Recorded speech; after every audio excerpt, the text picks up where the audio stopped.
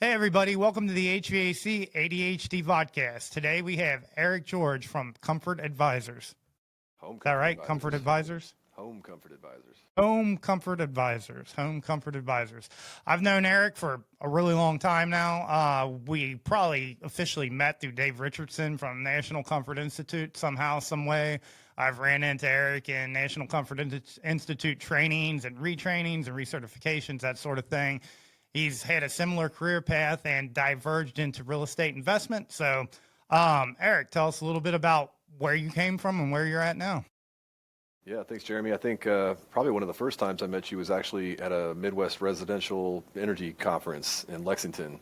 So ResNet stuff. So yeah, I started off in doing insulation and weatherization stuff back in my early 20s. My parents had a small insulation company, and I didn't really want to do it, frankly. But I got into that position because my parents needed help, and it was an opportunity to learn about construction, and they also had a insurance restoration business that did mold, water, fire damage, and all that kind of stuff. So I actually got trained originally through the Paul Davis Restoration franchise to be a water damage restoration technician. So got to learn about how buildings fail and how they dry out, and then ended up running the insulation and weatherization company for about 3.5 years before we sold it.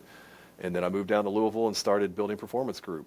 And I think that was shortly after that is when we linked up in 2010, 2011, something like that. So original focus was to do energy audits because I really, I got pretty good at diagnosing stuff, or at least I thought I did back when I had the insulation company, diagnosing issues in houses, and had went through a bunch of training with low-income weatherization assistance programs in Indiana. Inca was the program up in Indianapolis, the organization up there that trained me. And so I wanted to really do energy audits. And so I came down here and realized that not a big market for energy audits, but that was when Energy Star Homes kind of kicked off. And LG&E at the time, KU was offering all the rebates for energy raters to get started. So it was kind of perfect time, perfect place. Started doing energy ratings, did that for a long time, and kind of honestly just got burnt out on it and kind of pivoted several years ago and started doing more real estate investing stuff, flipping houses, wholesaling, rental properties. And now I pretty much just I've sold off all my residential properties with the exception of 4. And I manage, oversee management of like 5 self-storage facilities now and have some partnerships in other ones. So Is that how did you start in flipping houses with the real estate stuff, or did you start on the storage space? started off with flipping houses, and I got started in that in 2008. So right when the crash happened and banks were giving away houses, it was a good time to buy. There wasn't that many buyers as there is now, so everybody was scared shitless and didn't want to buy anything because they thought it was just going to keep dropping. But I was more of a buy and hold investor, honestly. I rehabbed a bunch of houses, but most of the rehabs I did, I kept because it was like I cashed out my 401k to start Building Performance and kind of went all in on that. I was like, all right, well, I know construction, I know real estate to a certain extent, so I spent a bunch of time, learning about how to invest in real estate and kind of made that my retirement plan more or less. And the goal was to like pay off, get to like 10 or 20 houses, pay them off, and that's the cash flow stream that you got. And it paid off pretty well, honestly. But the rental properties that I had were mostly college rental properties, and I don't know if you went to college, but when I went to college, it was a shit show with student rentals and dealing with the property managers and stuff like that. So I had a pretty good system in place, but we just got tired of dealing with kids and their parents. And You charge them by the room?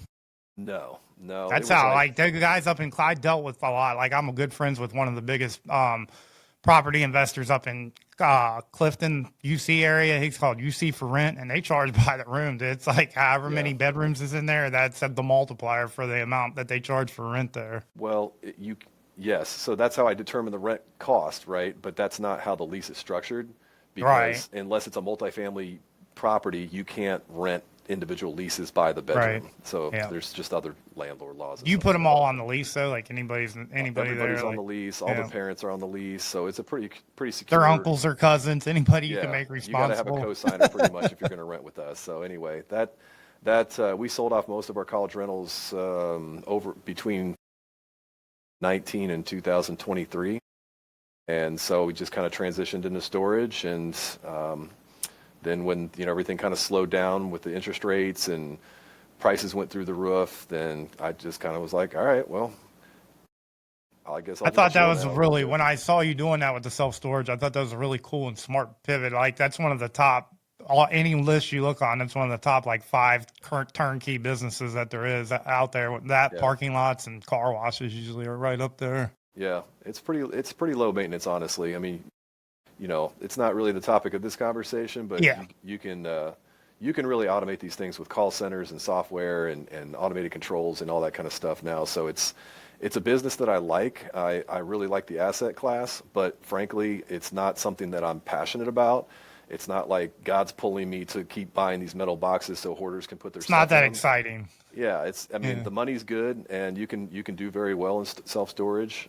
So I like the asset class for those reasons, but it's like, it's not drawing me into like whatever. So that's really kind of when I decided to pivot back and get back into the building science stuff and home performance. That's exactly. It's funny you said draw me back in because like when I saw you start doing content and stuff, I'm like, you think you're out, but they suck me back in. Yeah. The old Godfather thing. Like Yeah. we're always get sucked back in. So tell us a little bit about that. What you're doing now, the pivot back to this.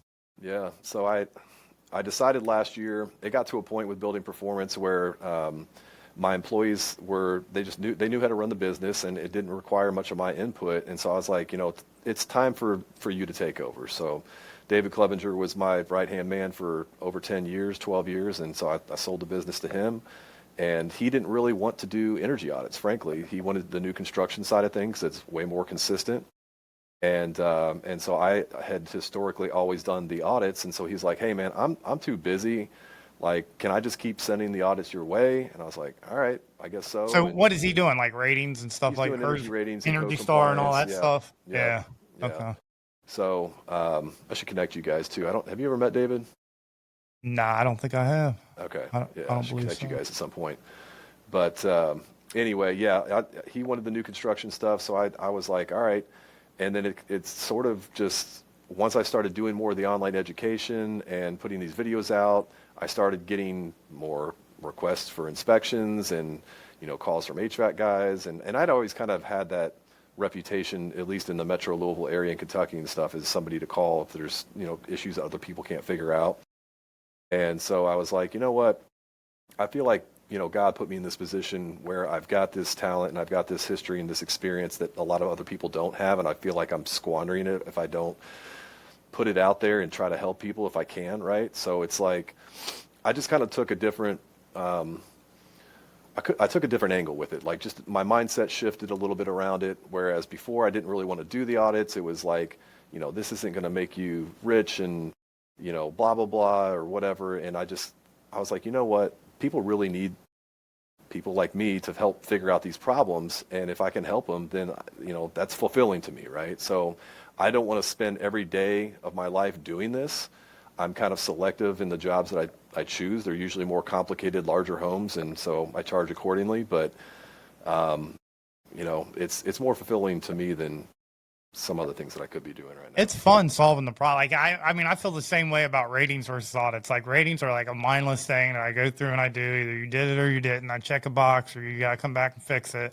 But like the home performance side of things in people's homes, and I felt the same way. Like when I was doing home performance, and that's how I made all my money. I did not enjoy it that much. Like I enjoyed figuring the stuff out. That always challenged my mind. But like from the day in, day out drudgery of that particular thing, I did not enjoy it that much. But now that I'm on a different side of it, sort of like what you're saying, where doing more consulting, more education, that stuff, like getting back out there and figuring those problems out, ends up being a lot funner. I just took one. I was in Cincinnati for, as you said, I live in Knoxville now. And, I was 45 year Cincinnati resident. I go back up there every Labor Day to do my fantasy football draft I've been in it 20 years in the same fantasy football league. So, I was up there this past weekend, Labor Day, and then one builder called me like, hey, or a HVAC contractor called me like, hey man, I know you're in town every weekend on Labor Day. There's this house that these builders are having trouble with. Can you go take a look at it?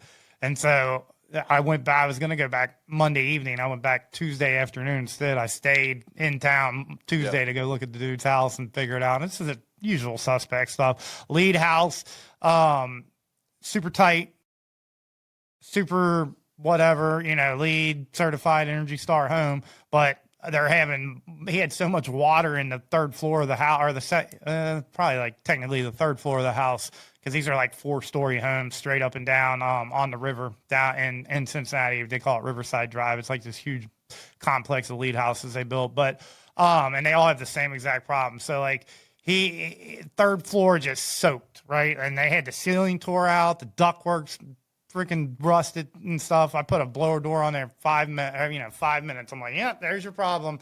Roof on the outside's got air leaking, right? It's one of those little bump out areas, fake architectural bump out areas with the little roof, and it just didn't get caught during the rating. It never would get caught unless, somebody was climbing way up into some place that they probably too dangerous for them to look.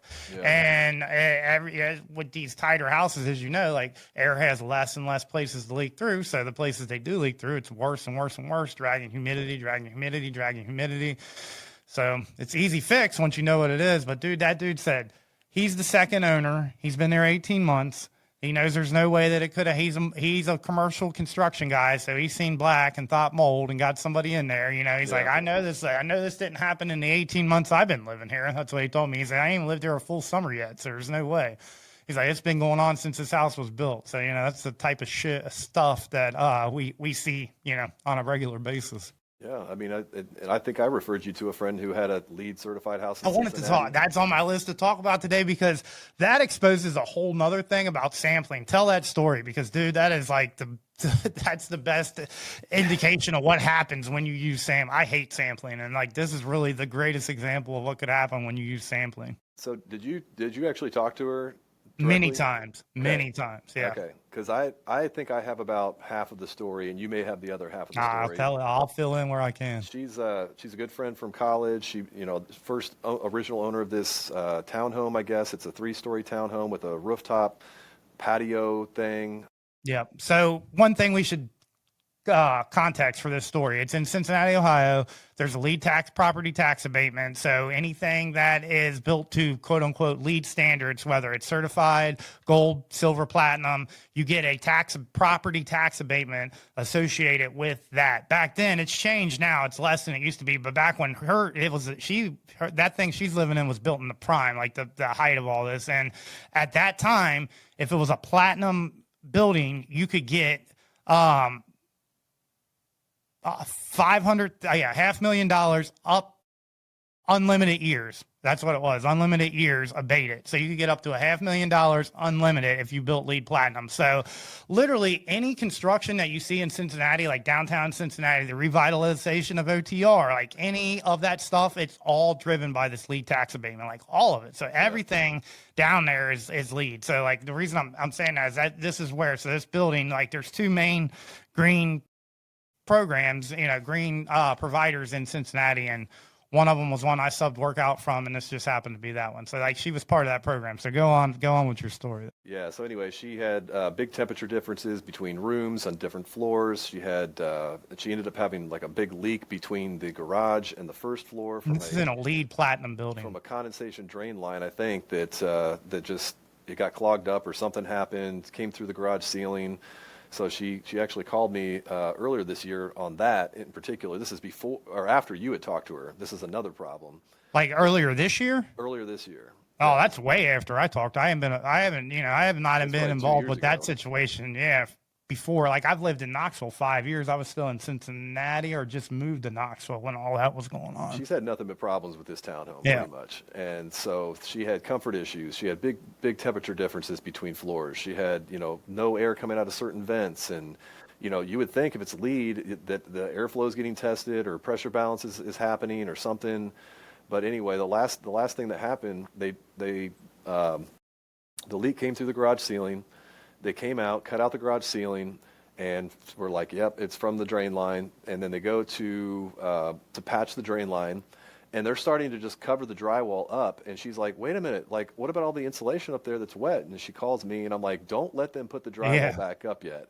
So then she tells them to stop, gets a restoration company involved. They come out there, pull out the insulation, dry it out. They find mold, you know. Damn, I didn't know any of this. And then they went through the process of drying it out and all this stuff. And there was ductwork that was crushed. There was just a bunch of crap work that had happened in this house. And they look real pretty from the outside. They're very modern looking. They've got these architectural features that are attractive, highly desirable area to live in.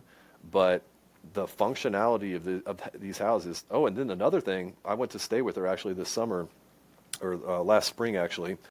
In the middle of her living room, the floor is like this, and it's the wood floor, the LVP or whatever's buckling. And I'm like, humidity. Is that the floor, or is that like the humidity that's buckling the floor? Like, Not humidity. It's all these LEED houses have the same problem, dude. They in Cincinnati and the Midwest especially, and Energy Star. I'll put Energy Star in the same bucket because they allow the same shit to go on. They get these houses super tight, and then they put bath fan ventilation in them, dude. And I'm telling you right now, like, they are humidity buckets, and they don't have any kind of dehumidification, nothing. And the systems, because of Energy Star's bullshit that they won't do away with. I mean, it's dead. The program's dead now, but I've already gone on our blog and everything about this. Like, their oversizing forgiveness and Energy Star is ridiculous. It's causing 100% of these problems 100% of the time. They let these guys size way beyond what they should under the guise of not being able to get equipment, which is that thing that really was happening when they first wrote that, but it's so long gone and dead that it's just ridiculous. It's one of my biggest soapboxes ever. I freaking hate the way Energy Star deals with that stuff. But the funny thing about that lady's thing is, like, so whatever, I forget the original. I think it was just comfort issues when you originally got me involved. You were saying, like, she was having comfort. Had a leak through the ceiling too. When I got involved with it? Back then, there was a leak through the flat roof. So that might not have been in my purview. I think I was just trying to figure out the comfort and the system and the LEED stuff for her. And the builder stood on the fact that was a certified building. And I fought with him tooth and nail. And I'm like, yeah, but this was not a tested unit. It's a sampled unit. So there's a good chance that none of this stuff even, got done. He goes, no, it's certified. Like, that's not my problem. Like, we already paid the consultant. It needs to go back through them, needs to go through the HVAC contractor, like every other thing, because the building, they got to be certified, but it was a sampled unit. And, yeah, it got the stamp. And I mean, it probably wasn't nothing nefarious done. They just didn't have to go in that unit and test it, so nobody freaking paid attention to it, or the issues didn't get exposed, Yeah. It's wild. And that happens all the time, whether it's LEED or Energy Star or even freaking code compliance. I mean, I could talk about this the rest of the time. It's just all the bullshit that gets through in new construction houses, and you'd see it a lot more than I do now, but I hate it.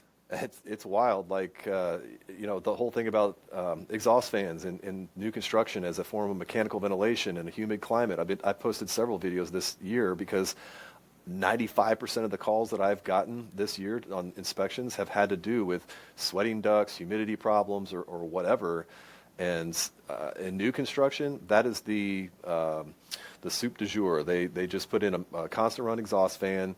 And the builders that actually build tight houses are sucking out, 80 to 100 CFM constantly. It's depressurizing the houses. It's pulling in humidity from outside, from wherever it can, and it's condensing on ductwork. All the time. I mean, it happens over and over and over. I literally get 8 or 9 calls of that shit every single summer, dude. I mean, it's insane. Yeah. I mean, I feel like I got 8 or 9 calls every week this whole summer. This has been the worst summer in a long time, I feel like. That's what a lot of people... So wet. So hot in the Midwest. It's been way more rain up until the last few weeks than I can remember. So it's just exacerbated problems that were probably there before, and now they're just becoming more prevalent. So, yeah, and I mean, and then the fact that everything's oversized no matter where you go, and like we just talked to Energy Star or not, like people are putting in way still to this day oversized equipment because they're scared. And then with the amount of humidity, they get in a negative feedback loop where the customers or homeowners are trying to turn down the thermostat to get comfortable, thinking that it's temperature and it's really humidity. And the next thing you know, it's raining in their house. Like, it's just nuts, dude. Yep. Putting ductwork in attics that shouldn't be in attics, and you're depressurizing houses. So when the system doesn't run, the humidity gets up into the ductwork and then kicks back on, and you get water inside the ductwork.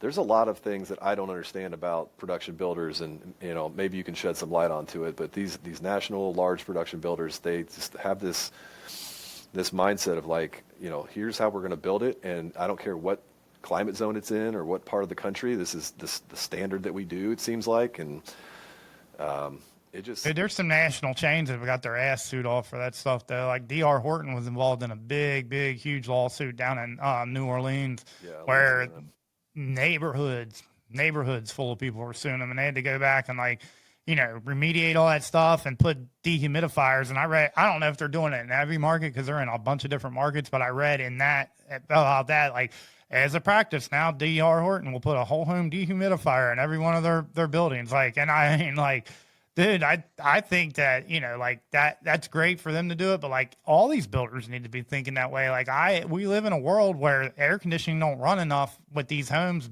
built to the standards that they are to take care of the humidity all the time. Yeah, it's pretty ridiculous. I mean, I know, we have a pretty good relationship with that company here locally, and I would say that the leadership of that company, at least locally, wants to do the right thing, but they don't understand like the building science aspect of it. So that's most of what it is. I mean, education. That's why we exist, today. Yeah. So hopefully they'll change course and modify a few things. I mean, keeping ductwork inside conditioned space would help a lot. Right sizing equipment would help a lot. Getting rid of, exhaust fans running constantly would help a lot in our climate zone. So, that's one thing ASHRAE, they want to allow it.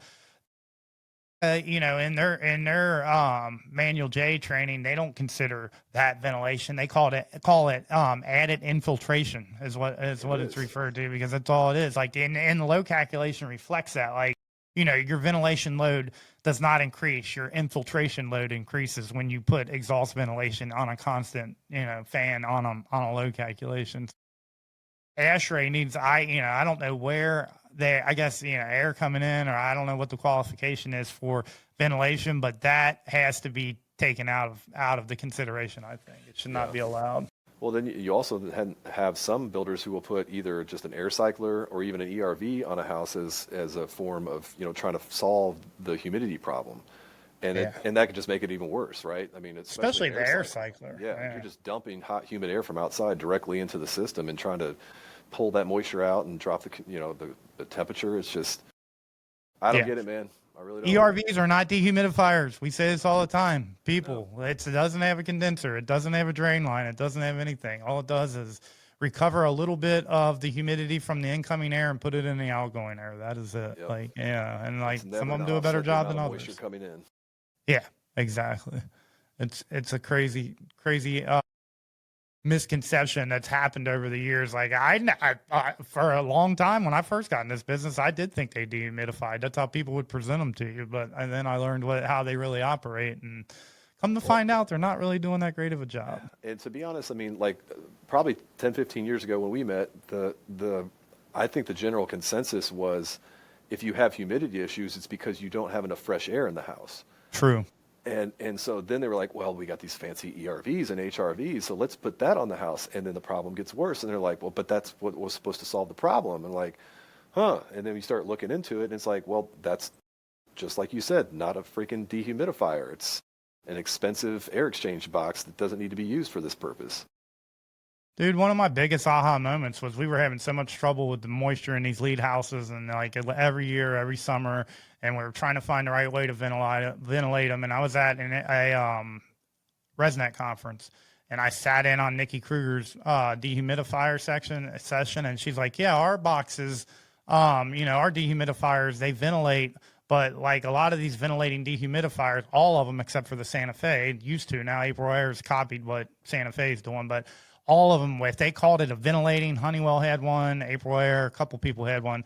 They called it a ventilating dehumidifier. All it did was which did some benefit, but it didn't dehumidify the incoming airstream and did nothing for the relative humidity in the house. So like it would still be whatever it was in the house. So Santa Fe thought about the problem different. They said, we don't care about the incoming airstream. We want to maintain RH in the house. And so like the way that works is if the air comes in and it has humidity in it and it raises the relative humidity in the house beyond the set point, which it should be 50% if you're, designing ACA standards and all that, and then the dehumidifier will come on as needed. But if it doesn't raise the humidity in the house, then it's not that much of a problem. And to me, that was like, man, that makes a ton of sense, way more sense than any of this other stuff. And so I got a hold of Nikki. I had her come do a webinar at our for the local Raiders there in Cincinnati, and we just started saying, get this point, because it was a point in LEED for whole home dehumidification. Like, you guys need, as part of your pathway, you need to get this point,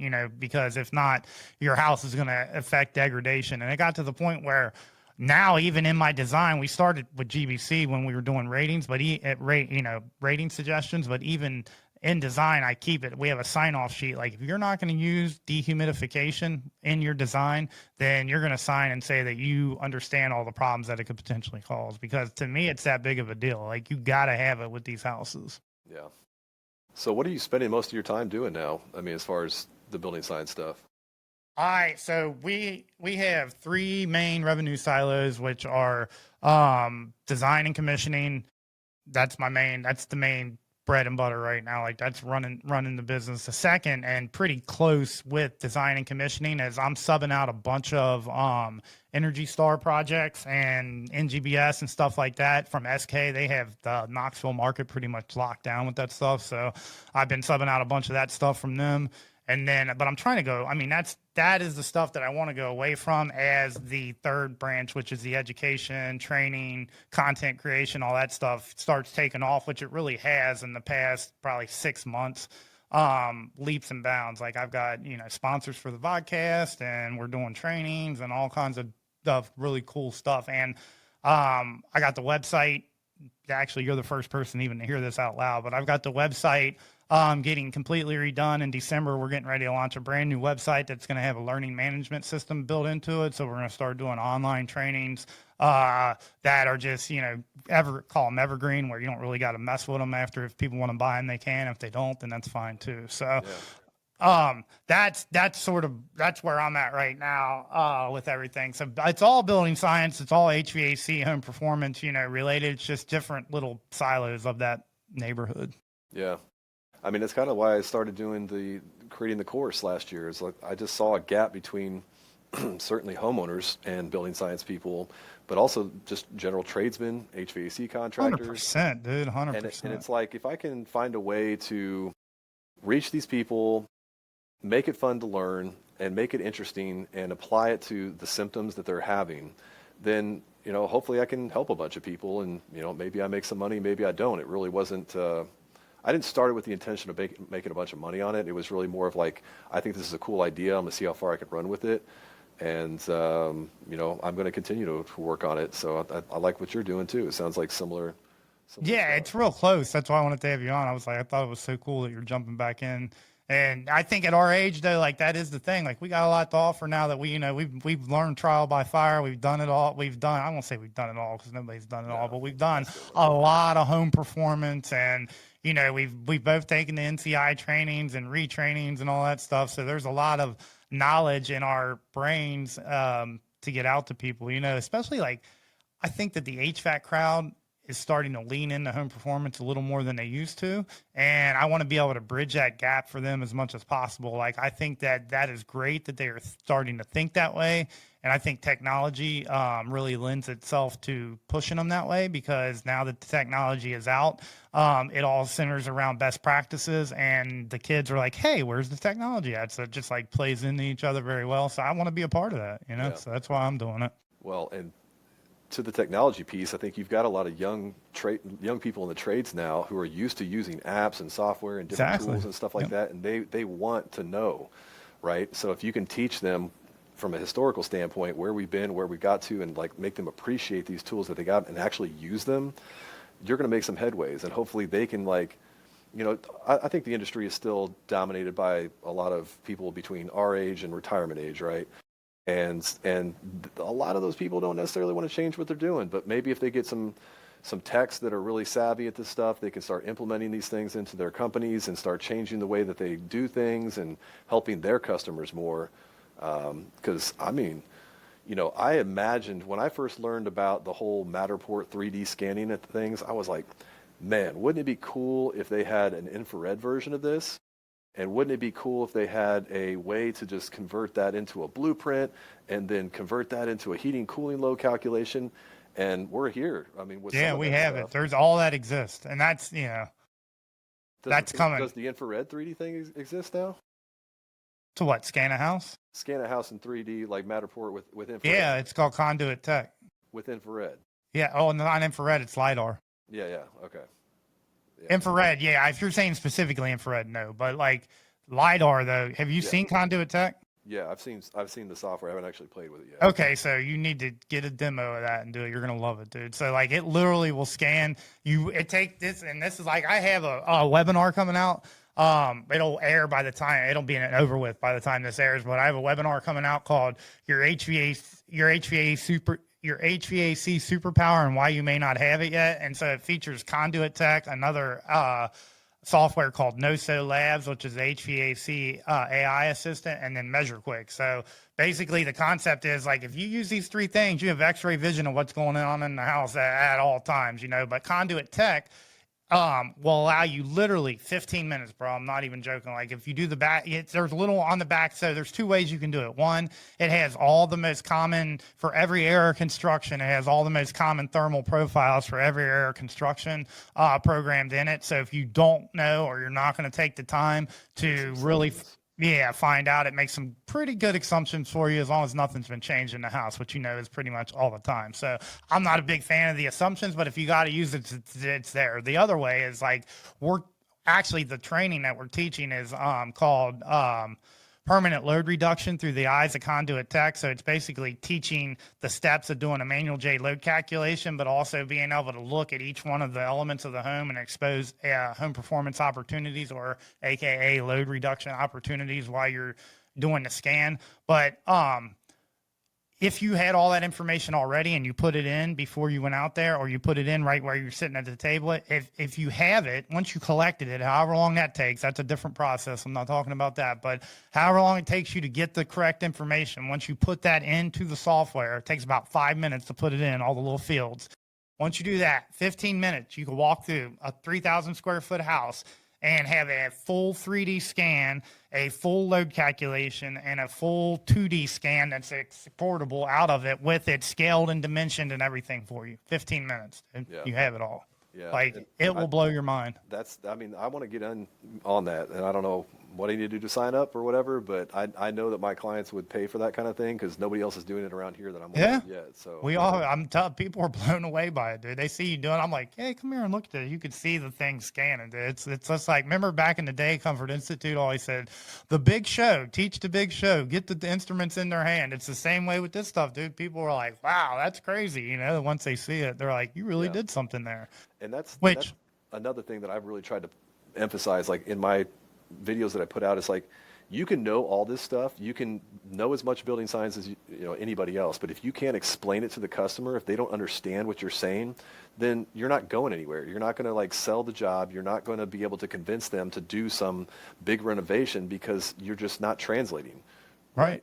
You're not creating an emotional connection. I mean, that's what I did at one of those Midwest energy conferences. I did a session one time about emotional connection in sales, and I did a bunch of research on it. And literally, neuroscience says people make their decisions with emotions, and then they justify it with logic, not the other way around. So if you don't find some way to connect what you're doing to their house to their emotional well-being, then you're probably not going to get the sell. Yeah, exactly. Yeah, I mean, are you going to NCI next week? Yeah, I'll be there. I got one of the NCI scholarships, actually. I applied for it, and they gave me one. So it wasn't on my radar, but Nick had sort of reached out to me and was asking about some sessions. And then he's like, we got these scholarships if, wasn't in the budget. And I applied, and they gave me one. So I'll be there. I'll see you there. I'll be there all week. Yeah, I'll introduce. There's this guy, Winston, Winston Cheese. He's one of the sponsors of the podcast, and he has this software called NoSo. It's an HVAC AI assistant, dude. This shit is crazy. Like it plugs into your ERP. So ServiceTitan or one of the bigger ERPs. It learns all your clients and what their appointments are and stuff like that. It will give your tech on the way to the appointment a AI voice summary of the appointment, telling him who he needs to talk to, what he's there for, what he needs to do, all that stuff. Once he gets there, it has an always on feature. It records the entire sales call or the entire service call. By the time you sit down at the table, it has either a sales proposal or a summary of service to present to the client.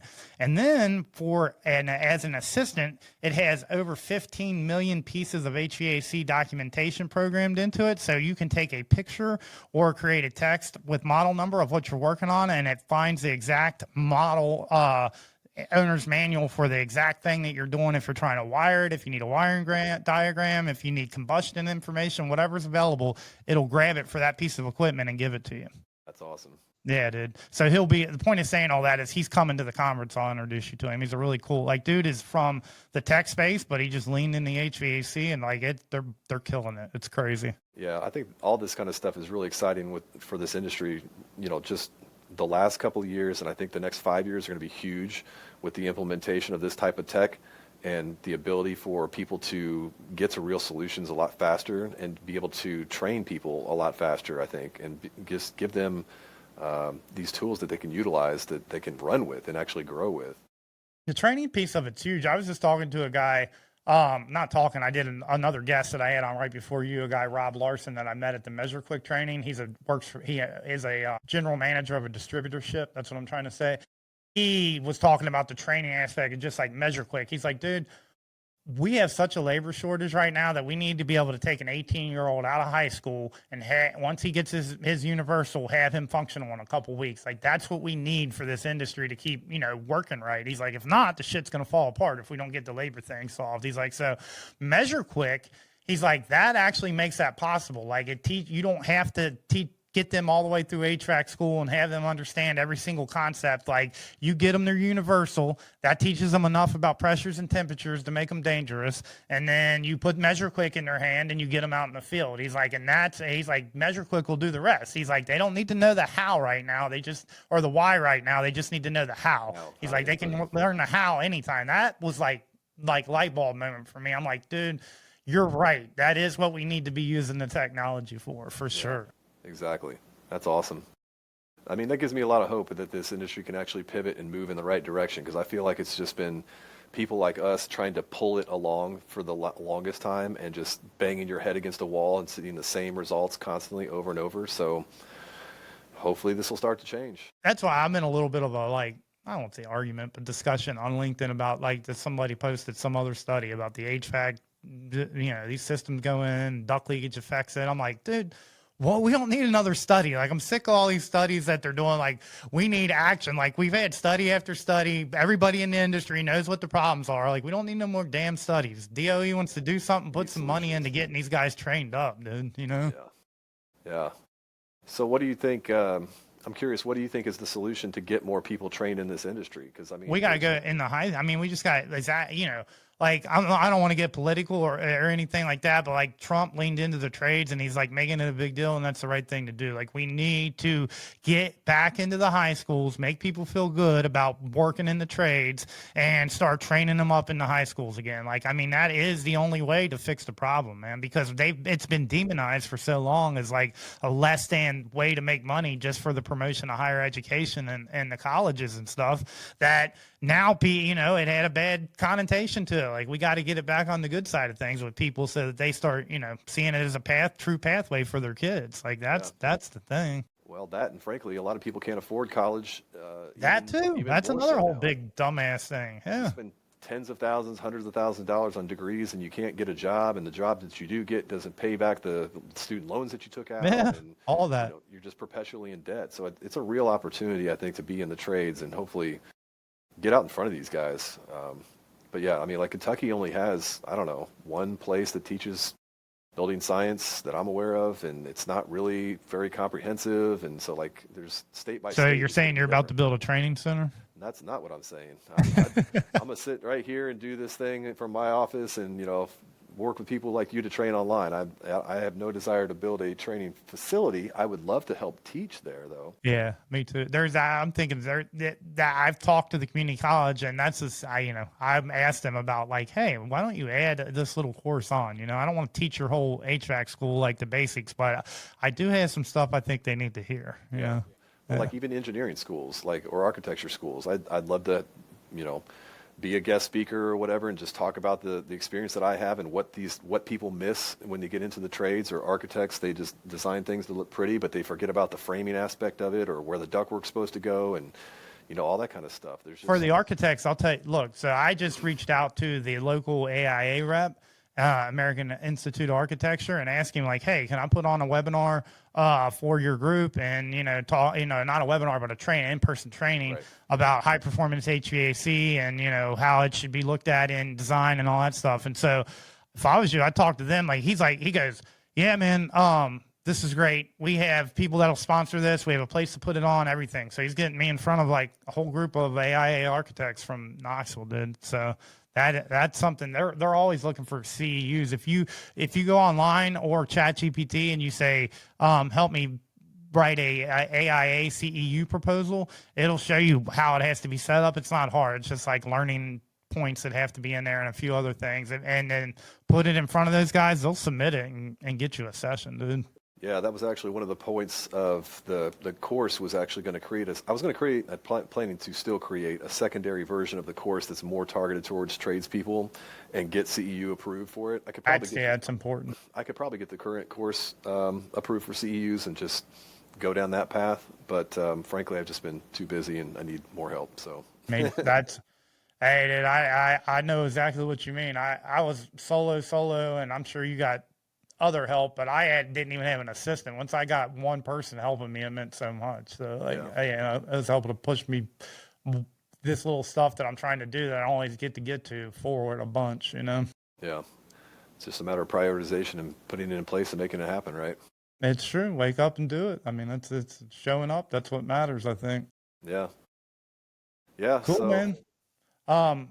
Go ahead. But I just wanted to say we're running up on the time here in just a few minutes. So tell me what you got to say. Talk about whatever, man. It's been a good. Let's do this. This is what I usually do at the end of all my sessions here. So this is a really cool little exercise. The world's getting ready to end. You know it's going to end, but at some point civilization is going to restart. The last person on Earth asks you to leave a message for the next civilization. What do you write on the wall? The hell kind of a question is that? That's the one I love. What do I write on the wall for the next civilization? Oh my gosh. Man, everything doesn't have to be political. Everything doesn't have to be an argument. Everything, doesn't have to be, one side versus the other. There's so much commonality amongst people, and there's, I think, common ground that if you just get back to basics and, like, I don't know how you feel about your faith or whatever, but God created this planet. He created us all for a bigger purpose, frankly. And if your entire life is focused on just making money or achieving things or status or whatever, and you're not growing, you're not helping other people, you're not loving your neighbor, or at least trying to get better as a person, and it's just always about attack the other side and this person's trash or whatever, like, society just will fall apart again. Like, you have to take a different approach.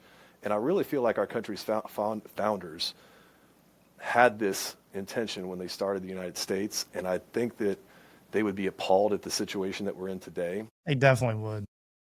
But my gosh, man, we have so much potential with the people that are here and the people that want to come here, and the things that they could achieve together if we could stop allowing ourselves to be manipulated and divided by apps and politicians and whatever. It's so draining. And I've just had to turn off the news, frankly. I don't watch the news that much I don't anymore. either. I don't watch any mainstream stuff. I got off Facebook, except I'm on there, occasionally for business stuff, but I do not comment on anything on Facebook ever in my life again. It's toxic. And so, if you could just get back to basics, take care of your body, take care of your mind, take care of your soul, help each other, grow together, and stop trying to just constantly fight against each other, man. You're going to get so much better, so much farther as a society, as a neighborhood. I mean, just the people around you. You're going to help more people live better lives at the end of the day. That was awesome, dude. So before we go, tell everybody where they can find you at, anything you want to plug, any kind of promo you want to do. Go ahead and tell the world. Yeah, man. So the main site is learnhomecomfort.com. And that's kind of my blog site. You can also get to all my socials. I'm on Instagram, Facebook, LinkedIn.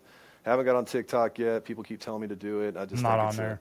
But you're trying to reach homeowners, so that might be a good place to get it. So I think eventually I will probably repurpose my content. But you can get on my socials there. It's Eric at myhomecomfortadvisor.com. And YouTube channels also. Pretty much all the socials are at Home Comfort Advisors. So if you're interested in joining me on this journey, if you want to be a guest on one of my shows, if you have some content or you have some topics that you'd like for me to talk about or dive into, just reach out. I'd be happy to help you. Awesome, man. Thank you, Eric, for joining us, and it was awesome catching up with you. I am anxious to see the rest of your journey as you continue it. Yeah, I can't wait to hang out next week. Absolutely. Looking forward. Tell you, I'm on your show next week. Is that next week? That's next week. Oh, and that NCI. That's right. Yeah, NCI. NCI. I still need to get your show scheduled, I think. You do, yeah. Yeah. Whenever Okay. It'll be September, October at this point, whatever. Okay, cool. We'll catch up next week then. And hang out. I'm looking forward to that. It's awesome. The only reason it's not, I didn't even, realize what you're saying. I've literally only been committed to it for 2 weeks now, so it's not even permanently in my mind that I'm going. So yeah. cool. I'll see you, man. Thank you.